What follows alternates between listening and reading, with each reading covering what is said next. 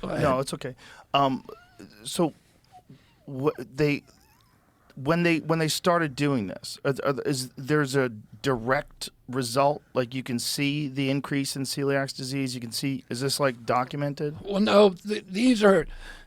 No, that's not documented. That's not documented. But there's a whole range of diseases that are now, that people are that science, different levels of science have linked to glyphosate exposure. Here's the thing: when you litigate, when you're suing somebody for a chemical exposure, you have to go through a threshold called the Daubert hearing.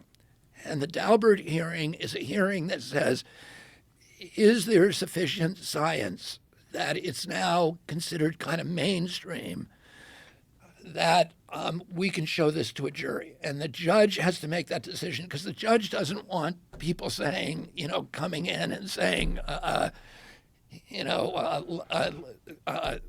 loud noises made me crazy. Right. Right. There has to be before, and then a good attorney might be able to convince a jury that my client got crazy because he heard a loud noise. So the judge needs to make a threshold decision about whether there's sufficient science to show a jury, and that is a very high threshold. So of all of the diseases that are probably almost certainly caused by glyphosate, the only one to pass that threshold was the case that we brought for non-Hodgkin's lymphoma.